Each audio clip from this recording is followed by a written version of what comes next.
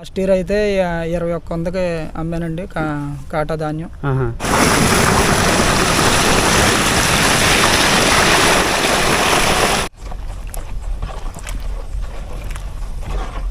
అందరికీ నమస్తే అండి. ప్రస్తుతం మనం కాకినాడ జిల్లా ఏలేశ్వరం మండలం ఎర్రవరం గ్రామంలో వ్యవసాయ క్షేత్రంలో ఉన్నామండి. మనతో పాటు బీశెట్టి ప్రసాద్ గారు ఉన్నారు. ఈయనకి 7 సంవత్సరాల ప్రకృతి వ్యవసాయంలో అనుభవం ఉందండి. ఆయన ప్రకృతి వ్యవసాయం ఎంత భూమిలో చేస్తున్నారో, ఎలాంటి పద్ధతిలో అవలంబిస్తున్నారో అనేది ఆయన మాటలు అడిగి తెలుసుకుందామండి. నమస్తే అండి. నమస్తే అండి. మీ పేరు? నా పేరు బీశెట్టి ప్రసాద్ అండి. ఓకే అండి. మీరు ప్రకృతి వ్యవసాయం అనేది ఎంత భూమిలో చేస్తున్నారండి? ఎకరం అండి. ఎకరంలో చేస్తున్నారండి. ఎన్ని సంవత్సరాల నుంచి చేయడం జరుగుతుందండి? 7-8 సంవత్సరాల నుంచి చేస్తున్నారండి. ఓకే అండి. మీరు ప్రకృతి వ్యవసాయంలో చేయడంలో ఎలాంటి పద్ధతులు అనేది మీరు అవలంబిస్తున్నారండి? ద్రవజీవామృతం ప్రతి 15 రోజులకు ఒకసారి స్ప్రేయింగ్ ఇవ్వడం జరుగుతుందండి. ఆ ద్రవజీవామృతం కలపడానికి తగిన ఏమిటంటే దేశవాళీ ఆవు పేడ 10 కేజీలు, దేశవాళీ ఆవు మూత్రం 10 లీటర్లు, అలాగే శనగపిండి 2 కేజీలు, తాటిపళ్ళు, పుట్టమట్టి, గుప్పుడు పుట్టమట్టి కలిపి 200 లీటర్ల ద్రవజీవామృతం తయారు చేసుకుంటామండి. అది ఎకరానికి పారిస్తూ ఉంటామండి. ఇప్పుడు 15 రోజులకు ఒకసారి పారిస్తూ ఉంటామండి.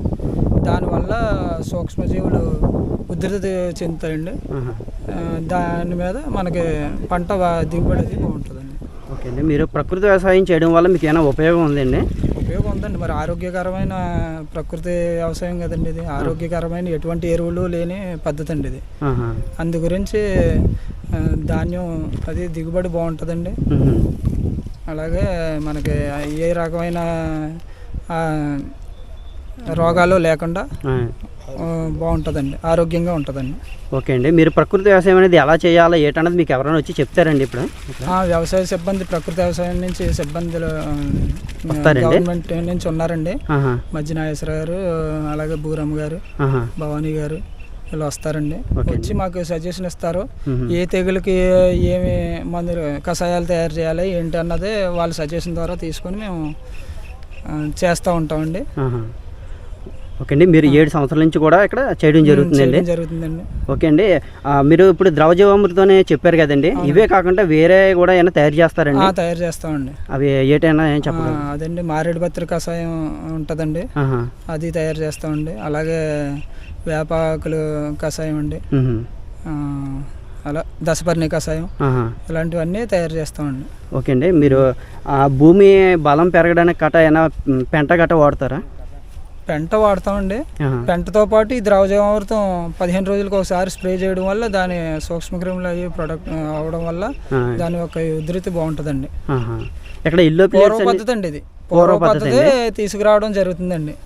నేను గతంలో కూడా ఈ ప్రకృతి వ్యవసాయం గురించి మీటింగ్ కూడా వెళ్ళానండి.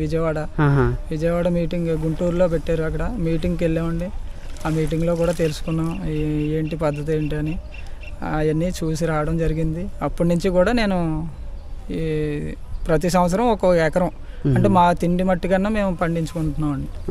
అలాగే పూర్వ పద్ధతి అని అంటున్నారు కదండి, ఏంటి పూర్వ పద్ధతి ఇప్పుడు పద్ధతికి ఏంటి తేడా ఏంటి? పూర్వ పద్ధతికి ఇప్పటికి పద్ధతికి తేడా ఏంటంటే, ఇప్పుడు పద్ధతి అంతా ఎరువులు తెచ్చేసి వేసేయడం, ఇలాగ షాప్ దగ్గరికి వెళ్ళడం, ఎరువులు తెచ్చేసి వేసేయడం, ఏదో మందులు కొట్టేయడం, ఆ టైప్ ఆఫ్ ఉంటుందండి వ్యవసాయం. దానివల్ల రోగాలు ఎక్కువ వస్తాయండి. దీనివల్ల ఏంటంటే రోగాలను అరికట్టుకొని మన ఆరోగ్యాన్ని మనమే కాపాడుకుంటామండి దీనివల్ల. ఓకే అండి. అంటే ఒకప్పుడు మన పూర్వీకులు కానీ పెద్దవాళ్ళు కానీ ఎవరు కూడా హాస్పిటల్ అంటే కూడా తెలియదని చెప్తారండి. హాస్పిటల్ అంటే ఆ టైంలో రోగాలు అనేవి లేవండి. ఈ పద్ధతిలో వ్యవసాయం చేయడం వల్ల ఆ టైంలో రోగాలు అనేవి లేవండి. ఇప్పుడు ఎరువులు అనేవి వాడడం వల్ల రోగాలు అనేవి ఎక్కువగా వస్తున్నాయండి మీరు చెప్తున్నారు. ఓకే అండి. ఇంకా మీరు గొట్టల మీద ఇప్పుడు ఎల్లో ప్లేట్స్ కూడా పెట్టారు కదా, అది దేనికోసం అండి? ఎల్లో ప్లేట్స్ పురుగులు అయ్యి శత్రు పురుగులు ఉంటాయి కదండి, వాటిని గుర్తించడం కోసం ఆ గమ్ముకి అంటుకుంటాయండి. ఆ ఎల్లో ప్లేట్స్ ఉన్న గమ్ముకి అంటుకుంటాయండి. వాటి ద్వారా మేము ఏ కషాయం తయారు చేయాలి ఏంటి, ఆ పురుగు నివారణ కొరకు ఏ కషాయం తయారు చేయాలి ఏంటి అన్నది దాన్ని బట్టి స్ప్రే చేసుకుంటామండి, తయారు చేసుకుని. ఓకే అండి. ఇవి మీరు ఇంట్లో వాడతారండి? ఇంట్లోకి అండి. ఇంట్లో వాడతారు, మిగిలిన అన్న అమ్ముకుంటారా?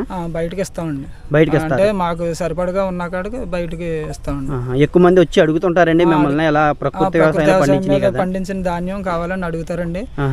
లాస్ట్ ఇయర్ అయితే 21,000కి అమ్మానండి కాటా ధాన్యం. 75 కేజీలు 21,000కి చేసి అమ్మామండి. దిగుబడి అనేది ఎలా వస్తుందండి? దిగుబడి అనేది ఎరువుల వ్యవసాయంతో పోలిస్తే దీనికి దిగుబడి తక్కువ అండి. కానీ ఇది ఆరోగ్యవంతమైన పంట అండి. ఎక్కువ పిండిలు వేసి గట్రా తినడం వల్ల లక్షల హాస్పిటల్కి పోసే కన్నా ఇలా ప్రకృతి వ్యవసాయ పద్ధతుల్లో పండించుకొని మన ఆరోగ్యాన్ని కాపాడుకొని ఆ డబ్బులు మిగిలించుకోవడం కూడా ఒక మంచి పద్ధతి అండి. అది అలా ప్రతి ఒక్క రైతు చేస్తే బాగుంటుందండి. వాళ్ళ ఆరోగ్యాన్ని వాళ్ళే కాపాడుకున్నట్టు అవుతుందండి.